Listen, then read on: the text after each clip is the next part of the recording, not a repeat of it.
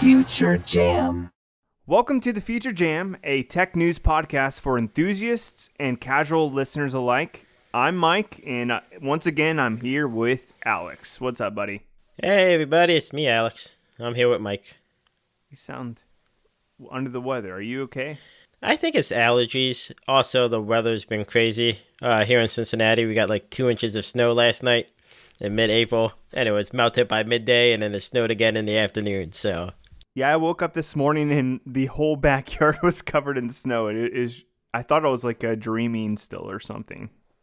Yeah, it was nuts. It looked really nice. I thought you were just dejected because the Apple announcements recently were pretty bad at the Uncorked event or the Spring Packed event or whatever they just did. Oh, I must have completely missed that. Yeah, it was so bad you did. And I was going to actually add some stuff into this show, but I'm like, there's nothing of note that was announced at this event. So if you guys are Apple fans, we're not going to cover the Apple event.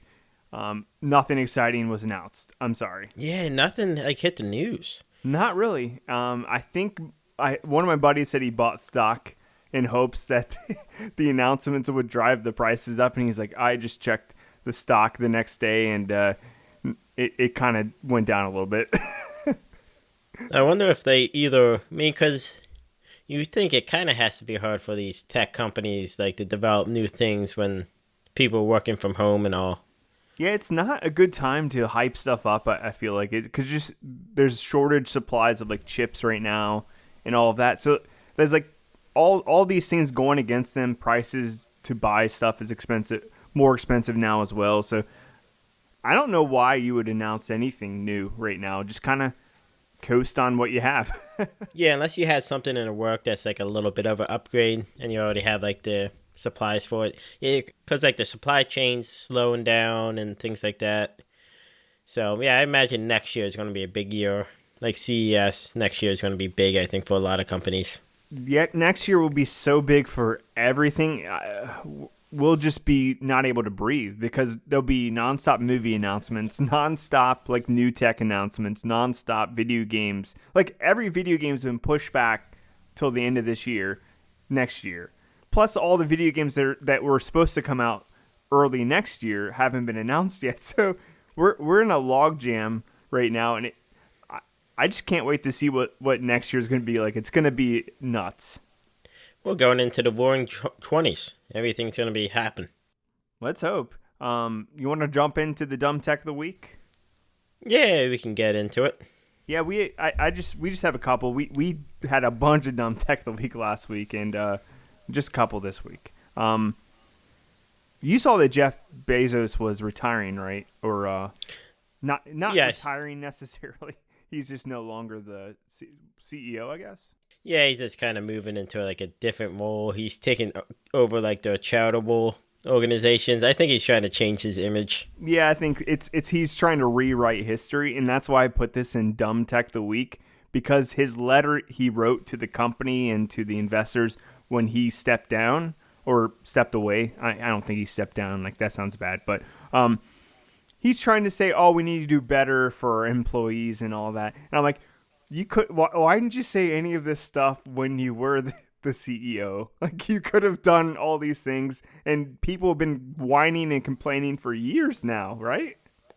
Well, it's he's slowly just morphing into Lex Luthor, right? He's got the look, he's got the money.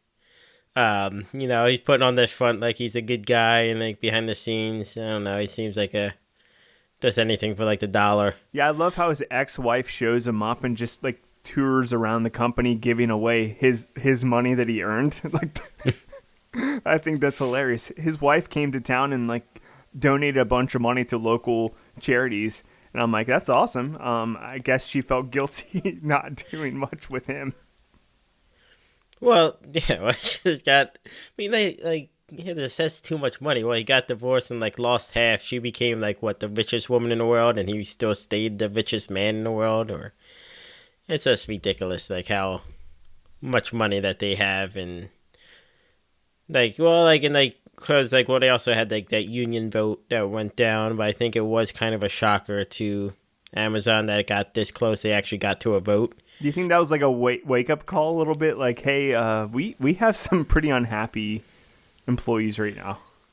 Well, I think it's like they're going to have to keep employees happy to not, for them not to unionize. And like there was a big push, and they said like though, because they had like Amazon uses everything by like logistics and algorithms for everything, like and like how like long it should take you to do a thing. They say they don't really fire people if they don't are not adequate at their job. They said they only fired like 2.6% last year for that. But also Amazon does late. I mean, last year's a bad example, but before that, they hire a ton of people, and A lot of these people are temps as well. So I wonder if those get factored in. I doubt that. And also on top of that, is it factoring in the turnover rate, like people just quitting? That's just 2.6 are the people that got fired, which I feel like a lot of companies probably are about right around there. It's in that pay grade at least. I don't know. I've never worked at many jobs where lots and lots of people have been fired. It's just not very common in the jobs I've had. Yeah, I've been at a couple places where guys got fired for different things. Even my current job, people have been fired for different things, but the turnover is not as high at this place. Like also like the health of their employees, like 40% of their injuries are from people like this wear and tear on like muscles from doing the same activity over and over again. Yeah, they said they were working on like a software or some sort of algorithm to break shifts up so people are working on multiple different tasks instead of like the same task over and over again. And they said, "Oh, Jeff wrote that's coming down the pipeline next year." As well as I guess they're working on a workplace safety projects. Like they're investing $300 million into that. I don't know. They're trying to play catch up here. And I honestly don't take him serious at all. No, that's trying to show face, and that's what they've been trying to do lately with his like his big thing now is like carbon emissions, trying to fight that. But like you're also like one of the biggest proponent of that because e-deliveries and all your warehouses are. The thing is, their whole business model revolves around being as streamlined as possible. Because the profit margins for Amazon, you might think they're making like tons and tons of money, like huge profits, but their margin is pretty low. Like they sometimes have losses. Yeah, because it seems like we'll talk about it later. Like they like to spend a lot of their money on TV. So yeah, exactly. So they really are stuck between a rock and a hard place because they can't do a bunch of stuff for their employees because they need their employees to do this fast and efficient, or they'll lose money because it's that like tight. The budgets are that tight for that type of business. Yeah, and what do you think like the cutoff for Prime is? Because I canceled our Prime when they raised it to like $119. Do you think they could go up more? I don't even know where it's at now. Is it $120 still? I think so. That's $10 a month, roughly. Yeah. I think they could bump it up to $150 if they changed everybody to monthly billing. Because I think people are going to have a hard time stomaching paying $150 lump sum. But that's the thing is a lot of these companies will break into monthly billing and you don't exactly know how much you're paying. And for some reason, Amazon's always steered away from monthly billing, and I never quite understood that because for a while you couldn't get Prime at all monthly. Processing fees. It costs more. It's cheaper to process one payment than it is multiple payments over a year. That's why That's why all places give you a discount for a yearly payment over a monthly or semi-annual quota. They had loyal enough customers that were willing to pay that big lump sum thing. If they do up the price, I can see them upping the price of like, because what's it, $35 now for free shipping? Yeah. I can see them upping that to like $45 or $50. So people are like, well, I have to pay this, Yeah, I've been just doing Prime for so long. I should probably just get rid of it, honestly. But let's jump on to the next one. Washington State has voted to ban new gas car sales by 2030. And there's like a lot of caveats in here too. This is not probably going to happen. But the reason why I put this in Dumb Tech of the Week is I just think this is like way too soon, early, and it's just not a good idea. It's just forcing these cars down people's throats, and it needs to be a natural process. Yeah, like California and Massachusetts are the only other ones that have put this into place, and they say 2035, which I can see. But there's like a lot of stuff that they have to go through. I think this is just a lot of like, we're going green, we're the greenest state, you know. But like, because the big thing about gas is taxed, and a lot of your road, like the funds for roads and things like that, come from gas tax, and electric cars don't use gas. Exactly.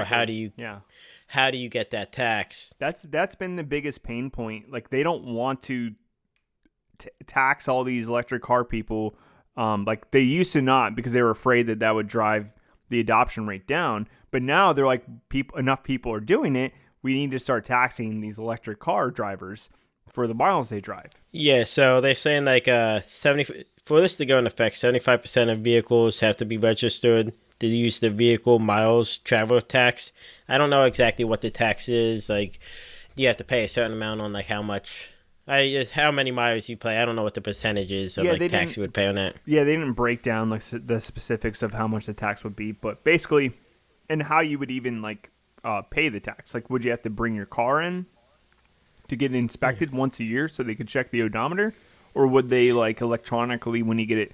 Some people said you could maybe get it when they charge the vehicle up. Maybe something could read it. I don't know. That's kind of far-fetched, I feel like. But yeah, or is it like when they come and check your meter with the electric company?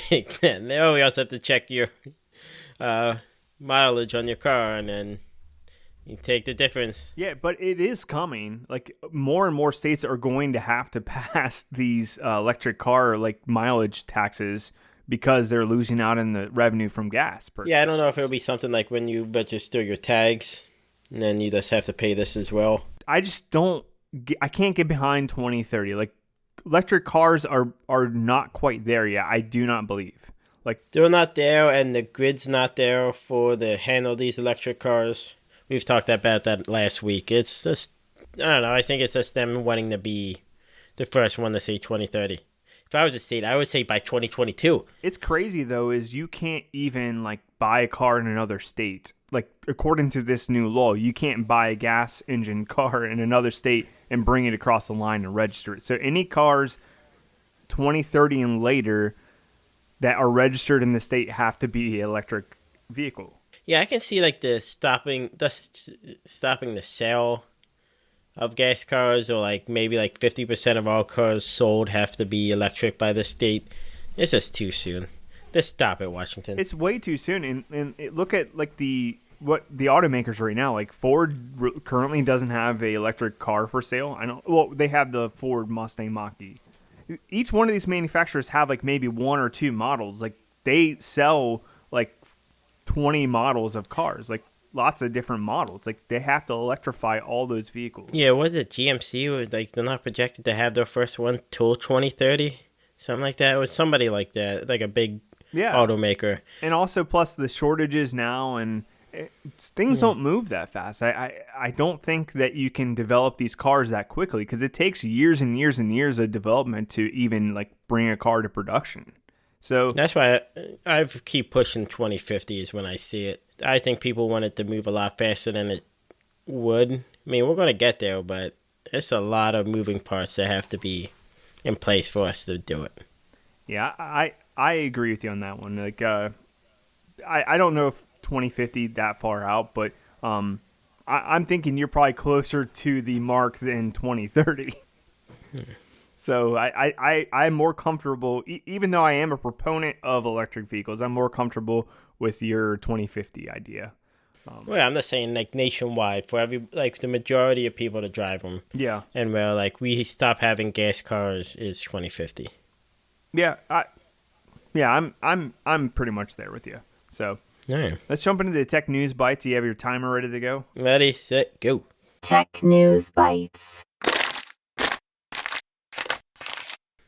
All right, this week's first story is a company out of Sweden, Urbanista, is making the world's first solar-powered headphones. And the reason why I put this in here is that headphones aren't really that exciting. Like, they just they exist, and they've had like the wired ones and then the Bluetooth ones, and then we've had Bluetooth headphones for quite a long time now, and not much has changed. The AirPods.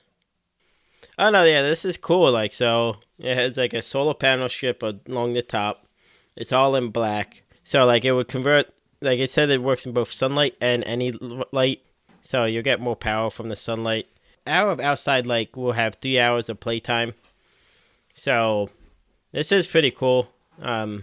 It's nice that you won't have to charge them. That's like one of my biggest pet peeves with new technology. It's like remembering to charging something. And like you said, the AirPods are cool. Yeah, I'm sorry, I didn't mean to knock AirPods. There's tons of brands that make those similar things, but this is cool in a different way. Like, I'm always looking for my charging cable, or I always grab a pair of headphones. Like, dang, it's at like 1 hour left or 30% left or whatever. But these have a 50-hour battery inside them already. So you can charge them up, and 50 hours would get you probably months of time to listen, because I'm sure you at one point you're in your bedroom listening to music and the light from the room just automatically charges it. Like, basically they said the ambient light is enough to keep it charged like as you listen.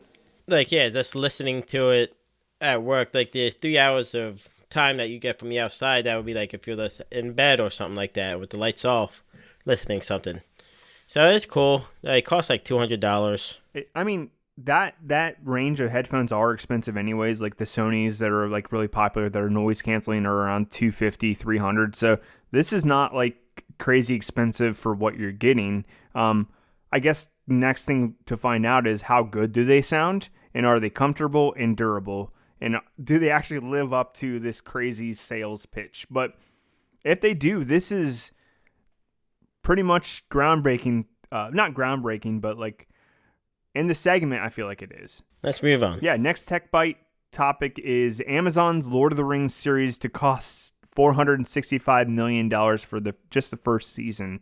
We were talking about Amazon earlier, and I had Prime, and Prime Video is like not something I would pay for ever. Like, it's terrible. Prime Video is the worst. And, this might make it better. This might keep me around as a customer. Yeah, they have a couple shows that are like critically acclaimed and all, but I feel like they've really tried hard. Like, the only reason like people watch those shows is because they have Prime and it comes with it. I feel like they've really tried hard to get in that market, and they keep failing. I think this might be like their last big hurrah. Yeah, I don't know if that includes, they paid $25 million for the rights to Lord of the Rings, so I don't know if that's included in the 465. No, $250 million. What did I say? 25. You. Oh, sorry. They are spending so much darn money on this show. It's insane. And they say first seasons always cost them the most because you're building sets and you're building costumes and all, but that's just a ridiculous amount of money. Yeah, they put so much money into it that they said they're going to do 5 seasons. So, like you said, the first season's probably going to be the most expensive. They can use a lot of that stuff, and they might shoot it all together. I don't know, but I just don't understand. I didn't think Amazon was even taking video serious. I thought it was just there. I just thought it was just an added bonus, because they don't seem like they take it very seriously at all. They have things in here where like The Boys and Jack Ryan and Marvelous Miss Maisel.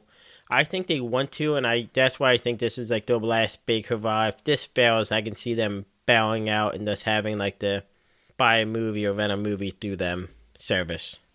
But yeah, just to put this in perspective, $465 million for a whole season. The entire series of like the last season of Game of Thrones just cost $90 million. So Game of Thrones was pretty huge, and it costs a lot less. All right, next topic. Kroger launches its first Ocado powered shed, a massive robot-filled fulfillment center in Ohio. This is actually close to home. This is just outside of Cincinnati. Pretty exciting stuff, because Kroger is like trying to compete with like Walmart, and Walmart's really been like not hurting Kroger, but like really been like upping their game as far as groceries go, like automation and stuff like that. And Kroger's like all in. They want to like do this the best because they're getting like attacks from all different sides, from Amazon and all that. So I think this is exciting. Like, what did you think about this? Yeah, it sounds really cool. So it's like a giant grid pattern, and they're gonna have 100,000 robots and 400 humans pick items and sort and move items throughout the store. And then they'll have these delivery trucks that will deliver the trucks in like, conditions that they can deliver them. That be able to deliver 20 orders per van. Refrigeration, Alex. Yeah, I could not think of the word. I am off tonight. I know, sorry. you're a sleepy boy. Yeah, I know. So it like sounds cool, and like just like they're building them all over the country, and this is like the first one, and they're saying that it's going to bring in $700 million in sales annually. That's what they're projecting, which is the sales of 20 of the brick and mortar stores. So like it's a pretty big deal. It looks cool. The pictures look cool, and I mean I imagine like you have to have humans there like to pick fruit and things like that. Yeah. They actually went in all in on this before the pandemic, and that was actually a pretty good bet, because it's going to pay off because everybody's used to like ordering on the app now. Because before the pandemic, I'm pretty sure like a lot of people still went into the store and bought, but I'm sure a lot of people converted over to buying from the app, and that paid off for them big time. Yeah, we do a lot of pickup orders now. We just order on the app and pick it up. I like doing it. Like they built a pickup only store by our house that we use. Yeah, but just think, before the pandemic, they did all this, and it was like, will this work or will this not? Will people actually use it? And people are going to use it. I think this is going to, I think, pay off big time for them. Right. So let's jump on the next one. NASA just had its first flight ever on Mars. USA. It was a helicopter on Mars. I'm sure you've seen the news stories. It's been all over the place. But it was just a quick 30-second flight, so not super exciting. It went up 10 feet? It went up 10 feet. But the reason why it's such a big deal is because it was autonomous, and it's in like an environment where flying is very, very difficult. It's not like Earth where the atmosphere is like good. The air's thin there. Like, so in Earth, if you're flying really, really high up, like a helicopter can't fly over a mountain because the air is too thin. It would crash to the ground. Not enough air to propel it up. So on Mars, the air is very thin as well. So, same issue. So it's interesting that they're actually figuring out different ways to fly these vehicles on like other planets. Yeah, if you watch the video, it does not look impressive. Like it's like, oh yeah, it went up, it went down, but like all the mechanics and the science and all that had to go in there because their gravity is 1/3 of Earth, so they have to take that into account. It's like they're just proving that they were able to do this successfully. Yeah, is a big deal. A proof of concept. It's not real. They said serves really no other purpose besides proof of concept. But like they're building on this, like they're going to have another flight this week, and they said eventually they hope the helicopter can go up to 160 feet away, and for 90 seconds, and that's like their goal. Yeah. But they just have to start small. It's a big first step. And it's solar powered as well, so it can power itself. You don't have to worry about that. Yeah, it's a small step for helicopters and a giant leap for helicopter kind. And perfectly, you timed that perfect. All right, next topic. All right, next one up is another flying topic. X-Wing completes its first autonomous gate-to-gate commercial cargo flight. And I think this is kind of exciting. We've all heard of autonomous cars and trucks and all this, but this is an actual company that's putting the autonomous equipment inside existing planes. Because I guess other companies do this, but they're developing the plane and the system from the ground up, and that takes forever to approve with like all the regulators and such. So what they're doing is they're just sticking it in existing aircraft, and basically autonomous flight. Yeah, it's cool. So like you were saying, like a lot of these companies are like building the planes and all, which makes sense. Like if you want to like kind of really corner the market, but they did this in a Casa Grand Caravan 208B utility plane. A Cessna. So it was a Chestnut. Sorry, I don't know. If you look at my notes, Mike, my son had ripped all the pages up and drew all over it. He's only one, and he ripped my pages and took my pen and wrote all of them. So my notes are a little messed up this week. But like it sounds like they were able to do it perfectly fine. I'm fine with this with cargo ships. I was thinking to myself, I would not get in a plane that was driven by a autonomous vehicle. No. I do not trust that. But like cargo ships and all, especially because they're having trouble getting pilots and things like that, I think this would be a big boost to the airline industries and the cargo industries. It would put my dad out of a job because he's a cargo pilot. But but yeah, it would be a good boost. I think you would still need them. Yeah, like I think this would too. Yeah.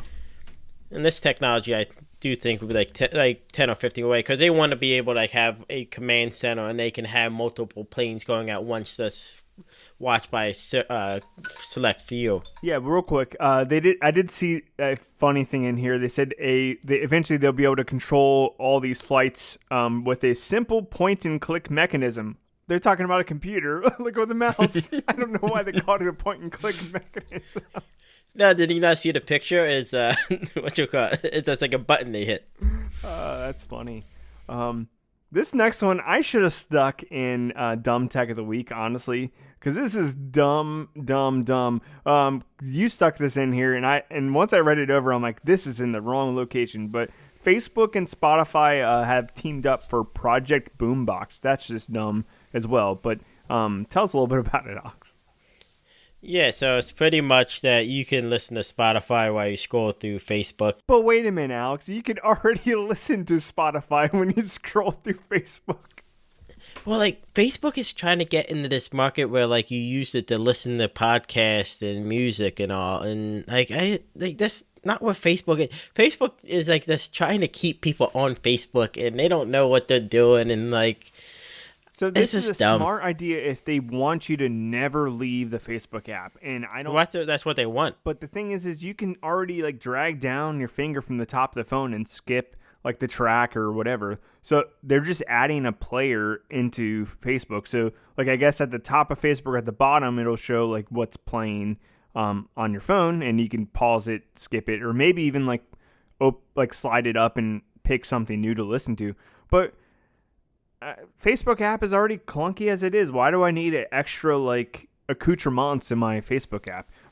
Well, and also like if you accidentally have you put the volume on and like the ads just play as you're scrolling through, is that going to interrupt your song, or is it just going to not play the ads? I don't know. And then this is a smaller story, so I threw in another one. So Reddit unveiled its taking on Clubhouse with a social audio product on. So Reddit's jumping into this game as well. This is sort of like a Clubhouse thing. But I thought this was kind of more in Reddit's wheelhouse than Facebook and Spotify being together.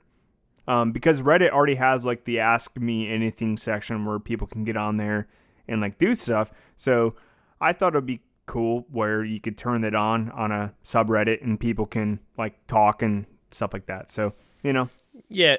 It'll be the monitor of like the conversations, the only one that can do it, and then they can initiate people to talk, invite people, mute people, or remove people. I mean, that's like Reddit. I don't know. Reddit is still, I think, as popular as ever. Like it's still where people, like a lot of people go and get their information. So that seems a lot nicer than a lot of the other social media interactive apps. It's more. It's like more like targeted. So it's like more like. Yeah. Talking on one topic, whereas if you're in like Twitter, it's all scatterbrained. There's like stuff all over the place, like all different topics. Whereas on Reddit, you can target it down so low to like, okay, I just want to know about the Bengals, or I just want to know about PlayStation or whatever. So yeah, I think this would be good, especially for like the Ask Me Anything things when like celebrities do it and all. Yeah, I think it would be like big popular for that. We'll see. All these companies are doing this, and I don't know if I kind of think Clubhouse itself will kind of dip down in popularity. I think it's just a flash in the pan. I think they'll get bought out by somebody. Yeah, I don't see Clubhouse like having sustained like popularity. I just don't. I don't think so. I don't see myself using this stuff. I mean, it's interesting because it's like all these the reason why Clubhouse got popular in the first place is all these famous people and like really intelligent people jumped on there and started like rooms and talked. But then I think people are starting to realize, hey, I'm in here talking for free and giving everybody this knowledge for free, and I get paid to do this. So why am I in here sharing all my knowledge and entertaining all these people for free? And I think the guy from the Vergecast, he said he was doing Clubhouse a lot, and that was his conclusion was, I do the Vergecast like podcast. Why am I in here like giving all my knowledge for free? Just like Alex and I right here. We're free. We're the smartest men on the face of the planet, and this is free, guys. Like this is some gold stuff right here. Mike, I have to tell you something. Oh, I lied. When I put my resume in, I am not the smartest man on the planet. Neither am I. I lied when I told you that, and I hope you never find out. But I'm coming out to you today as not the smartest man on the earth. It's a bold man, Mike. It's this real man admits when he lies. So let's jump in the next. That one was longer than 2 minutes, but we kind of combined two stories into one. You combined two. I wanted to do two different Sneak ones. attack. So Sony just released a new AI project called Flavor Graph, and it's basically like AI that will like pair ingredients together. And I haven't really seen like AI used in this way, really. Because most of it's used like, let's create a song like from this artist, and this AI created a song, or this AI wrote a story, but I haven't seen AI create like food before. Or I guess I missed the whole Google one where the Google went up against the Great British Bake Off winner with their AI, but that was more of a bake off. This is more designed to be like I guess, get the next flavor pairing. Yeah, get the next flavor pairing. It's hard to explain it, but what did you think of this? I mean, I thought I was gonna put this in my dumb tech of the week. It's like stuff like this I just don't care about. But yeah, they're using like a 1,561 flavor molecules and millions of recipes, and they're trying to see what else pairs together. Like we have we're beneficial of coming in the born when we were born, because people who paired cheese with tomatoes a long time ago, and things like that. Like they're trying to find like the next like items that go together, but we don't know what goes together, and they're using the AI to figure it out. Yeah, but the real thing is it can be used to make new recipes or on the fly, or maybe they could like down the road you could just plug in the ingredients you have, and it would just tell you like, okay, this would be a good recipe for you to make. It's just a new way to like think about like how flavors combine. Like they said, one of the ones they came up with was combining white wine with Campbell's condensed golden mushroom soup. It sounds disgusting. I don't like either of those two things, but I guess they pair well together.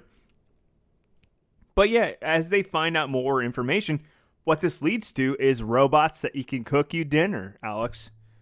And then you need robots that will clean the dishes. So, that's why it's exciting. Because this is the step to robots making you dinner. I'm telling you, robots keep taking our jobs. Yeah, they do. And eventually, Gordon Ramsay's going to be put out by Bender, the robot that has a sassy attitude and can cook. That would be awesome. Yeah, exactly. That's everybody's dream. All right, you want to get into our news stories? Yeah, let's jump into the news stories. We have a couple today. We need a new name for our news stories. Like we got Tech Bites and Tum Tech of the Week. We need not just news stories. We need a hype name for this. Yeah, if you have any suggestions, hit us up at our social media stuff. And apologies beforehand. I actually forgot to post the Twitter poll of the week last week on Twitter. I'm not the smartest man in there on Earth, so that's why I forgot. Also, I drove up to Pittsburgh and back in one day, so that took a lot of my time. And he did, yeah. That's And I moved a friend. The next day after that, I moved a friend up 3 flights of stairs in both places. Took this stuff down 3 flights of stairs and then took it up again at their new place 3 flights of stairs. So my brain was fried after that week. yeah. And I did nothing all week. I just sat on my couch. Yeah, why didn't you text me and say, "Hey, Michael, we forgot about this Twitter poll of the week"? I guess it's not that important. But because we record the Future Jam on Wednesdays, and I only think about the Future Jam on Wednesdays. that is true. So I added this story, and it's kind of an interesting read. And we're not gonna like go super in depth with it, but basically, Engadget posted an article about how humans can colonize the moon and then Mars, and like basically, they just talked about some simple points of like what we need to do to get there, and like what are some of the things that are like going to be hindrances. Because we have like a mission coming up, like 2024, or was it 2025? I think it's 2024, the Artemis the project. Artemis Is that what we're talking about? And that's we're actually going to land back onto the moon again. Correct? I think so, yeah. And they said they're going to send the first woman to the moon and the first, was it a African American or just? I didn't read much about the project. I was just reading more about like what we had to do. Yeah. So with that. One thing that really like hit me immediately though is like how important water was. And I just never really thought of the concept that water can be so versatile with its uses. You mean it gives us life? It pretty much does everything for us? No, but that's like, why I hate. I didn't think you can use water to get rocket fuel. That's true. And basically they said that there's enough water on the moon if they can figure out how to mine it. It's like frozen. They think right now, at first they didn't realize that the moon had any water on it at all. And then after further research, they realized that the moon does have water, but it's all frozen on like, I guess, a colder part of the moon that's like very, very cold temperatures. Yeah. So cold that most equipment won't work properly there. And there's a lot of like issues that will arise from like trying to get that water. Yeah, like the area is 40 degrees Kelvin, which is colder than liquid nitrogen. Like, so that's cold. Extremely cold. And they were saying, like, at that point, like, the metal kind of just becomes glass, and, like, sometimes it, like, fuses together if there's 2 different metals together. It's just, to me, that seems impossible now. Like, there's, like, these big ideas to live in the moon and on Mars, and, like, we're still years and years. But they claim there's like enough water on there to launch a rocket every day for 2,000 years, which that seems like mind blown in and of itself. And I think this, whoever is head of NASA or whoever like did this interview, I just think they're talking out their butt. Like, no, I think and like, do they really know? Is it that much?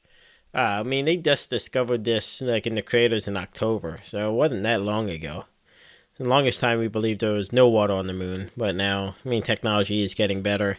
And then like, there's a lot of moon dust that they have to deal with that gets everywhere. I guess one of the astronauts got lunar hay fever which from like the dust. I never even thought of that, and I guess I just kind of overlooked it when I was studying like the original moon missions. Like, it just never really came up. But they said the dust is like electrostatically charged and gets attracted to like you and like your equipment, and like it's so fine it gets into everything. It just doesn't seem fun. Like, it doesn't seem like a good place to live or try to survive. I don't know. And the same thing with Mars. They're saying like the conditions of Mars, so they're thinking that maybe they can build shelter out of like 3D printed soil from Mars. So like that would be the only way they can maybe protect from like the conditions. Like, it's just like so much stuff. Like, I think we're still like hundreds of years off from this stuff. I don't know about hundreds. We're definitely going to the moon, but I think what we'll this definitely go to the moon. Talking about is building like colonies. Living in Mars. Yeah, living on the moon and stuff. Yeah, because it takes 6 months to get to Mars. I don't know a lot of people that would sign up for that.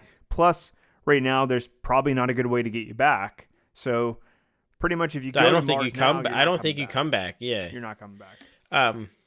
Yeah. So like the mental toll that this would take on you. I mean, look at the pandemic. People couldn't sit in their house. People had mental problems dealing with the pandemic. Like, It's you true, imagine yeah. people. There's nothing to do on the moon. No. And solitary confinement, like that in and of itself is already like drives people mad. Yeah, I just don't see it as like a feasible thing right now, like you said, and I don't know what the benefit of it would be. And what he's talking about in this article as well is NASA says they're really laying the groundwork for other companies to take this over and mine the I guess whatever minerals they find on the moon or Mars. So he's hoping that like what NASA's doing is setting the groundwork, and then companies will actually spend the money to mine this stuff and make money. Which I don't know how much money you can make from this because it just costs so much resources to get to Mars and to the moon. What if there's unobtainium up there? Well, I think they can make money. Then let's go on up. I was actually listening to I rarely listen to radio, and usually it's pretty bad. And these are sports radio guys, and they're talking about like, oh, do you know how we could solve the national debt? Is we could go up to the moon and get a moon rock, or go to Mars and get a Mars rock, and then sell them on Earth. And I'm sure a billionaire would pay $1 billion for this moon rock, and we could just clear the national debt by selling moon rocks. And I'm like, moon rocks are big. Oh man, this is such a terrible segment. I'm like, stick to sports, guys. This is like not feasible in the least bit. Yeah, I just don't. I don't know. It's like everything I was reading. It's like we're not close to and like that's like always like the big push now. It's like, oh, we'll be living on Mars and all, and we're just so far away from it. And this article wasn't. It's more like surfacey. It's not super in depth. But they already like propose a bunch of things that could go wrong, and that's just like stuff they thought of in this article. I'm sure there's like a billion other things that could be bad. And the guy was like, oh, humans have proven to be able to survive in the harshest conditions on Earth. Yeah, but they're not that bad compared to yeah, they're not that bad. Plus, they're within reach of the rest of Earth where they can get supplies and stuff like that. So. Also, like, it took us, mankind to evolve how many years to get to this point? Yeah. Like, how many people have died? And we're rushing things a little bit. Yeah. We haven't been back to the moon in, like, 40 years, right? Yeah. 50 years? Yeah, we don't even have whalers on the moon yet. Yeah, we don't. So, let's jump to the next story. And I found this an interesting read. I actually read through it a couple times, and I didn't think it was as... The article makes it sound super anti like solar panels, and after you read the article a couple times, it's actually bringing up some valid points, and I thought it was interesting. But basically, this is the article's title is "There are grounds for concern about solar power," and obviously, as usual, we'll put the link in the show notes. But yeah, I just found this very interesting. What did you get a chance to read the article, Alex? Yeah, I read it. So pretty much what it is the guy's opinion piece, is that the land that will be like that need to be taken up by solar panels to be able to conveniently run the whole like the world on solar panels, because the sun is probably the best research for energy, and solar panels could be there, but they just take up so much land space right now. Yeah, I guess he's citing like a study that's done by that was done by the European Union. It's called the Locomotion Project, and basically their conclusion was that in order to get to 80% of our electricity from solar, basically that would require at least 5% of the landmass in Japan, South Korea, and 2.8% of the landmass in the European Union. So, to put that in perspective, 4% of the landmass in the European Union already is taken up by like buildings and roads. So it's like basically half of all the existing roads and buildings would have to be solar panels to power 80% of what the needed power. Seems like a lot. And basically the biggest arguments in this is we have to be smarter about where we put these solar panels. Yeah, because we don't want to do like deforestation and all to put these up, which is like the big concern. Because at that point, if you're cutting down trees, you're still committing like CO2 to the atmosphere, which would be worse than natural gases they're projecting if you're cutting down all the forests for that. But I don't think this takes into account people putting solar panels on their homes. Well, I think that's one of the things he recommends in the article is he thinks that we should put solar panels on existing structures. And that's like what we're kind of seeing now, because what we did a tech bite a couple weeks ago where like a window pane was a solar panel and things like that. I think we're moving to those. I just saw on the news, I think they said by 2030, they think like 4% of houses will have solar panels, and it'll be becoming a little bit more affordable and a little bit better technology. Like if I had the money, I would put them on my house. I wouldn't mind it. Yeah. So, and then also, he was saying that when you build solar panels like on their own, a lot of times they put them right on the ground, like with gravel around them. So there's no place for vegetation to grow still. So basically all the solar panels are just taking up all that ground space. So that lack of additional vegetation hurts like the natural like CO2 emission, like you said. But also like if you have a bunch of solar panels, like say near your house, say that used to be a park or you used to use that area for something like parking, all sorts of different like uses for this land, and putting solar panels there will push you somewhere else. So you'll have to do what you were going to do there somewhere else, and that's where the same could damage like forests and like wildlife, is because you would move whatever activities you would be doing in that place over to a place that could damage, natural wildlife. Yeah, I think you need to do like our zoo, like their parking lot is covered in solar panels and you just park underneath them. I can see like doing a lot of that because you're still using the space for what it's intended to, but now you're increasing that, like the area for solar panels. And I can see a lot of places doing like that. Like you do have to be smart with it. And like the US, I don't think has a lot more like desert areas out west that they can use for solar panels. The problem with like Europe, their issue is they don't really have deserts, which is what there like a lot of people recommend. They said they use the Sahara, but they use the Sahara, you're using like the same energy that you would with like natural gases and all to get it to them, so it's not worth it. Yeah, it's very hard to move electricity over long distances. So they're saying like the best case scenario would be to put solar panels in the desert that would cause the least amount of harm. But like you said, it's in some places people aren't close enough to the desert. It would just cost tons and tons of money to get that moved over. But also one thing I think this article is kind of like overlooking is I don't know if anybody's really suggesting that all of our electricity comes from solar panels anyways. It's going to be a big diversification thing, because if you rely too heavily on one type of energy source, it's just not a good idea. It's just not going to work out. I think wind power is definitely, when we've been talking about it lately with the different technology on with those wind turbines, I think that's going to be a thing. I'm sure we're going to get there. I don't see many roadblocks out there that's going to like slow us down really. I feel like we're coming along pretty good with a lot of these technologies. Yeah, and the technology is going to keep getting better and more efficient for these solar panels. So maybe we don't need as big of areas to house these solar panels.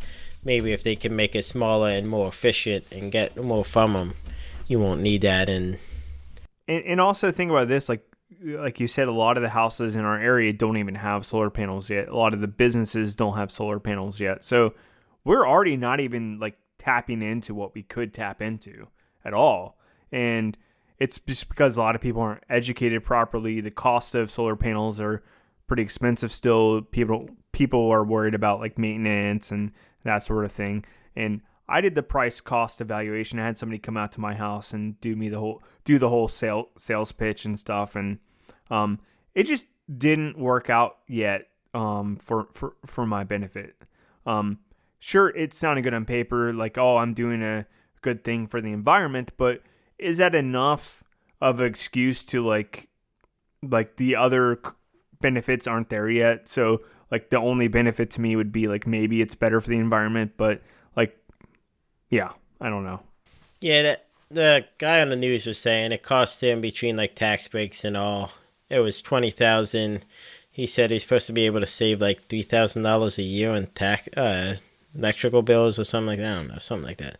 But he said he was hoping to have it pay itself back in like 7 years, which I don't know if he was right or not. No, he clearly didn't. He didn't do that. I think he got sold a bill of or I forget. I know you eventually will make your money back over time, saving on electricity and all. You will, but also the thing is they have a lifespan as well, and that's another thing I looked into. Yeah. So by the time you like get to the savings part where you're saving a lot of money, you're probably looking into like replacing the solar panels, or they lose like how much energy they can produce over time as well. So that's another thing. And I'm sure if the salesman that was at my house, I'm sure if he was here, he'd be like arguing against me right now because I was in an argument with him for like an hour and a half at my house. But yeah.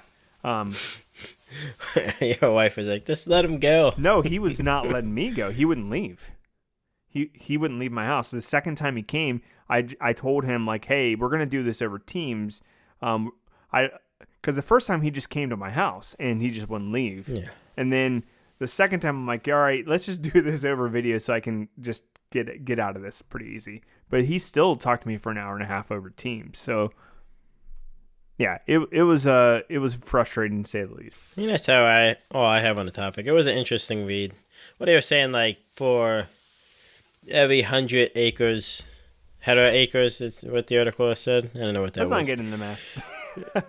Yeah, but like whoever like 100 that they would have to put, like they would need to put the solar panels up, they would need like 38 to 41 acres of the chop down of like her forest to put these in. So it'll be interesting to see what happens in the next coming years. Yeah, because I guess the whole thing is the whole thing he was getting at is everybody just thinks that 5% of land is not a lot, and he was trying to drive at like, hey, if you chop down 5% of the forest or took 5% of this land, it's gonna be more impactful than you would ever expect it to be.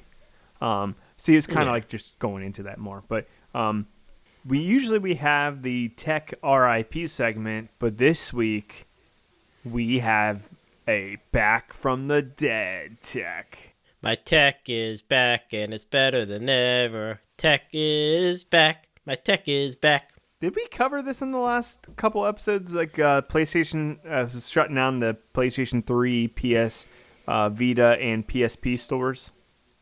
Yeah, it was just like 3 or 4 weeks ago. It wasn't that long ago. So yeah, everybody thought it was dead to rights, and so many more people than I ever thought had these systems still came out of the woodwork and were complaining. And there was actually quite a few companies that were still developing games for the PlayStation Vita and they hadn't submitted them yet to Sony. And Sony kind of blindsided all these people and said, hey, we're shutting the store. And all these people were blindsided, like, hey, we're making games. We just bought a dev kit from you like 1 month ago. Like, yeah, you didn't tell us 1 month ago that you're going to shut all this stuff down. And Sony's just like, well, we're shutting it down in June or July. So it just threw a lot of people off. Like, people were panicking to download all their games because they said you have to download all your games in order to have them in your recent download list. So you couldn't re-download it from the store. It was a whole pandemic, like not pandemic, but it was it was a pandemonium. Yeah, I think because this is really the first generations of games that you had to download that is going out of fashion. Yeah. Right? Yeah. The PS3 and the because the PS PlayStation 1 and PlayStation 2 didn't have downloadable stores. And, like, I don't know if they, like, PlayStation just realized, like, behind me I have a Sega. I have a Game Boy Color. Like, I have, you know, like, I keep a lot of my old systems because I still play them. People want to keep these systems and still play them as long as they work. People want to go back and play the old games. So unless you're going to give them the ability to play these old games on the 4 or 5, you're going to have to keep these stores around at least for the next 10 or 15 years, I would say. Yeah, and I don't know what drove them to close them down in the first place, because the thing is the money. None of these games are playable on the PS5 or the PS4. So there's no other way to access these games. And maybe they were losing money by keeping the stores open. One person posed the idea that people had hacked the PS Vita and basically like getting a lot of games for free, or like stealing games. So Sony's like, we're done with it. Like, people find a back door into this. So I've heard all sorts of like conspiracy theories about it, but basically they're still shutting the PlayStation Portable store down. That's a pretty old system that came out when I was in high school. Yeah, that would be like the PS2, and like a lot of that was still like the games, right? You still bought the games. Yeah, so you didn't download PlayStation as much. Portable came out 2005, I believe, because I got it senior year. Maybe cool guy on campus. Maybe 2004. 2004, because I got it like that winter, and then So I got the PSP around that time, and so it's pretty old, but they're retracting the Vita and PlayStation 3 stores, so they're going to keep those open. They didn't give a timetable though, so you have to think that they're going to keep them open for quite a long time, because they can't just like next year like announce they're closing them again, right? Like, they have to at least do this for a while. Like, they're doubling down, not doubling down, but like. Yeah, unless you're gonna figure out a way, like if somebody has a 4 to 5, which I think a lot of people probably do. But like, you still have to, like, people that probably maybe stopped at the 3, like, still want to play the old games, like, unless you can prove that you had these games on the 3, and if you have a 4 and a 5, you can download them on that. I think people are going to want to keep the PlayStation 3. And like we said in the previous one when we were talking about this, there's probably a lot of like lower income countries that still have the PlayStation 3 more readily used. There's some countries that were selling like PlayStation 2s like way longer than they had them in the States. So yeah, just depending on where you're at, like video games are very expensive, like pastimes, like in other countries. Even this country. Well, even this country, but like $70 for a new game that's a lot. It is, yeah. But that's a lot to us. But even in other countries, like sometimes your whole year's like income is like a system. But yeah, basically they're reopening the stores, and I guess it's a win for the guys that still had it. I don't care either way, honestly, but. I'm happy if somebody gets to play the old games. Yeah, same here. I'm happy for them if people genuinely want to access this stuff. Like, they want to have it. So, that's it for this week, I believe. Yeah, I got nothing. Yeah. Thanks for listening to this show. You can find us at The Future Jam on Twitter, Facebook, Instagram, and give us a call on 513-BOT-COLA. Leave us a message. Ask us a question or give us some feedback. Tell us what we got wrong on an episode, and give us some knowledge. Drop some knowledge on us. Also, our Twitter poll of the week. I forgot to bring this up when we were talking about Lord of the Rings. Is what Lord of the Rings character do you think you could take in a fight? We'll put a couple of them out there. I think I could take Frodo. Mike thinks he can take Gandalf. We'll put a couple of them more out there. So let us know. You sound very enthusiastic about this. I'm excited because I don't think you could beat Gandalf. No, he has a staff. I don't. Yeah, I don't think I can beat him. You think you can easily take him if he doesn't have the staff? If he dropped his staff, like accidentally, like it slipped out of his hand. Yeah, I'd take him. But if he has that staff, I don't think so. I'm done. I don't think I think he's too quick for you. All right. Well, we'll see. So, yeah, that's it.